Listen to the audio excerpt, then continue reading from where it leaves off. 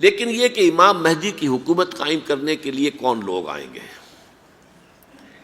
عرب جو ہیں وہ اندر سے کھوکھلے ہو چکے ہیں، عیاشی نے، دولت نے، پیسے نے، دولت، پیسہ، عیاشی، اس کی وجہ سے کھوکھلے ہو چکے ہیں۔ یہاں میں آپ کو دو حدیثیں سنانا چاہتا ہوں۔ سنن ابن ماجہ کی روایت ہے حضرت ابو ہریرہ سے رضی اللہ تعالی عنہ، قال قال رسول اللہ صلی اللہ علیہ وسلم اذا وقعت الملاحم بعث اللہ بعثا من الموالی ہم اکرم العرب فرسا واجودہ سلاحا یوید اللہ بہم الدین، رواہ ابن ماجہ عن ابی ہریرہ رضی اللہ تعالی عنہ۔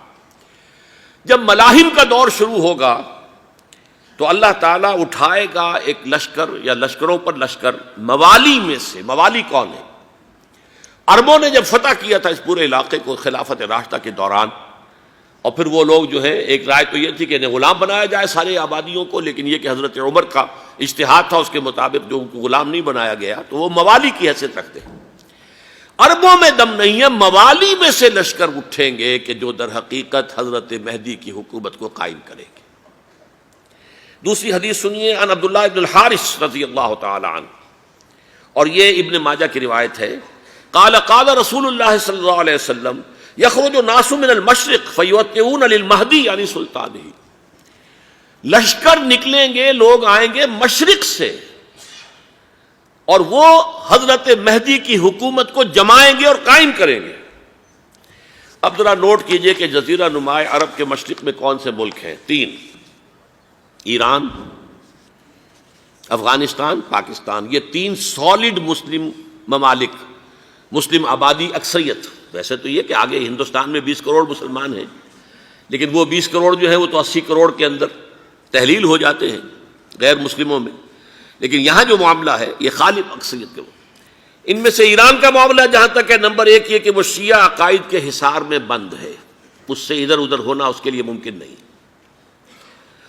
حدیث میں یہ بھی آتا کہ اصفہان سے 70,000 یہودی دجال کا ساتھ دیں گے۔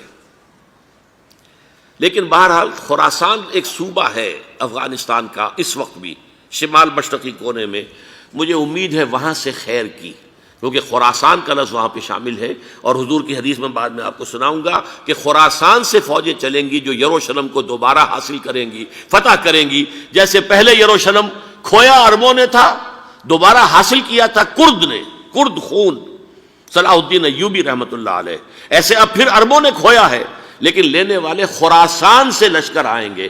یخرج من خراسان رایات سود لا یردھا شیء حتی تنصب بإیلیا، خراسان کے علاقے سے کالے علم لے کر لشکر چلیں گے جن کے رخ کو کوئی موڑ نہیں سکے گا جب تک کہ وہ جا کر یروشلم میں نصب نہ ہو جائے۔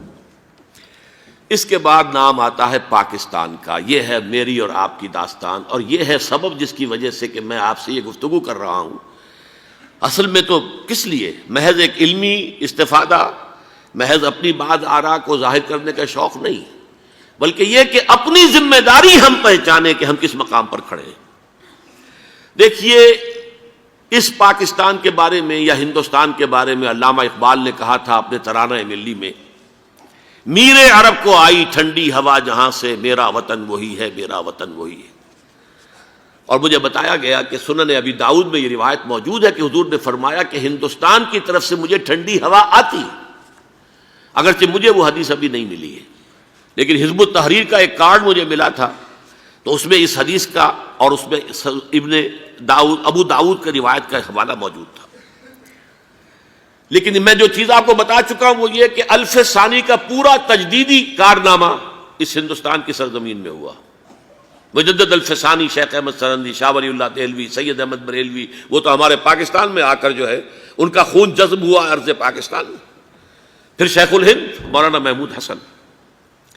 تحریک خلافت چلی تو صرف ہندوستان میں چلی اور کہیں نہیں چلی۔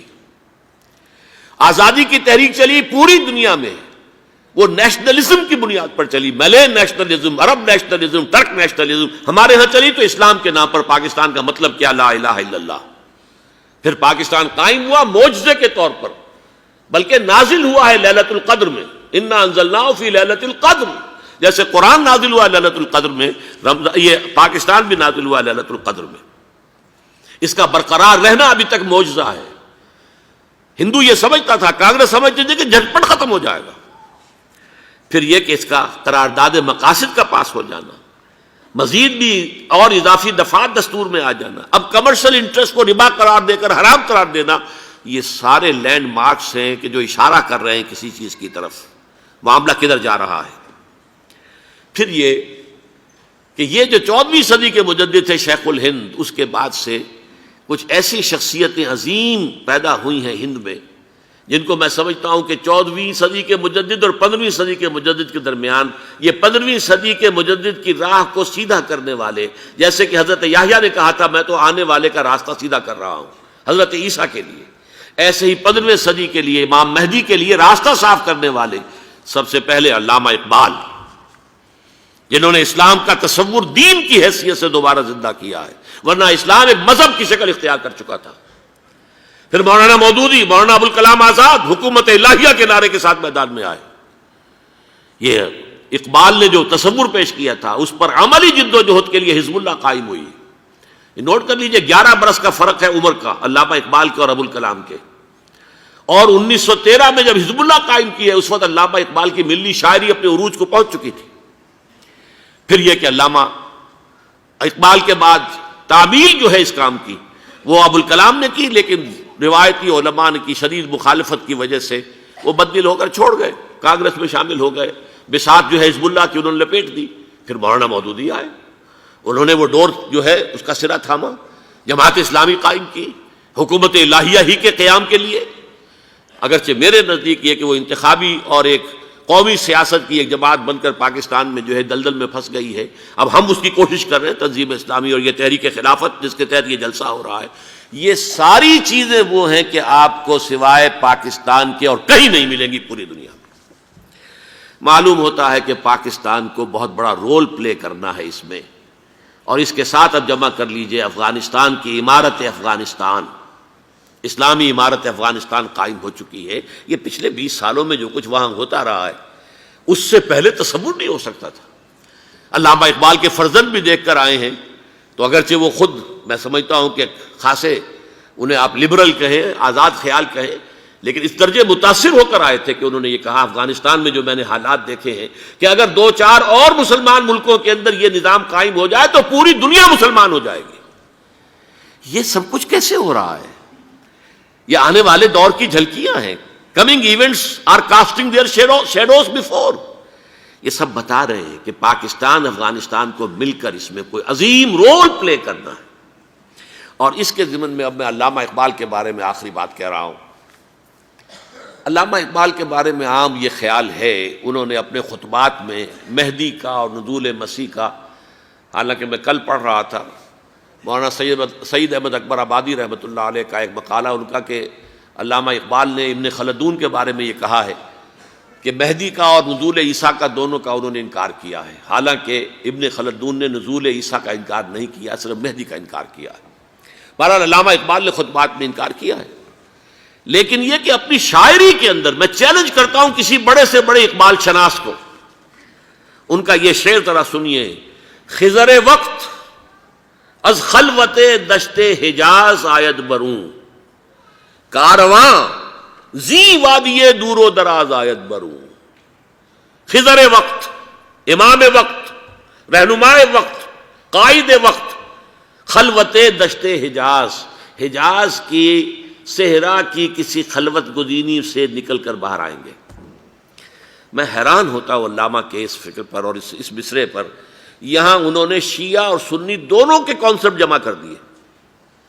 شیعہ کا کانسیپٹ یہ چھپے ہوئے کسی غار میں وہاں سے برآمد ہوں گے، اور ہمارا کانسیپٹ میں ام سلمہ رضی اللہ تعالیٰ عنہ کی حدیث سنا چکا، چھپے ہوئے ہوں گے وہ وہاں پر، مدینے سے نکل کر آ کر مکے میں چھپ جائیں گے۔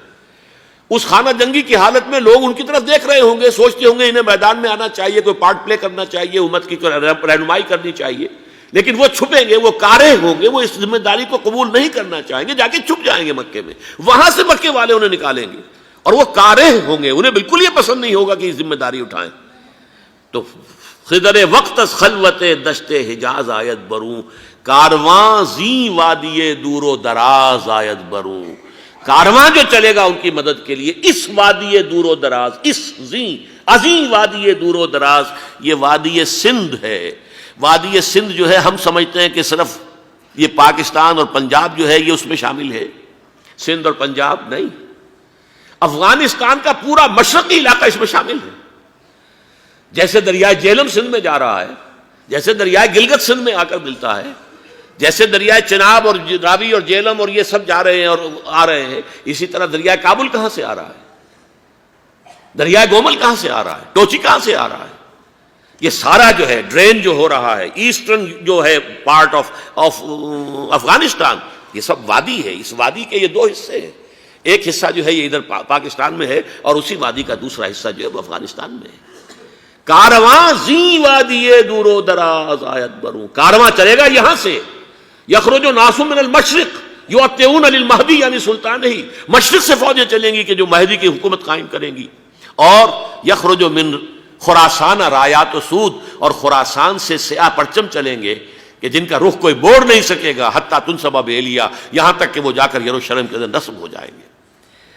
حضرات، میں ایک میری گفتگو کا حصہ باقی تھا لیکن میں اسے چھوڑ رہا ہوں، اس لیے کہ گلوبلائزیشن جو اس کی ہوگی، جو خلافت علی منہاج النبوہ کی تجرید کامل حضرت مہدی کے ہاتھوں عرب میں ہوگی، اس سے پہلے اس کے لیے محنت، کوشش، جد و جہد پاکستان اور افغانستان میں ہو چکی ہوگی جو اسے سپورٹ کرے گی اور وہاں جا کر حکومت قائم کرے گی۔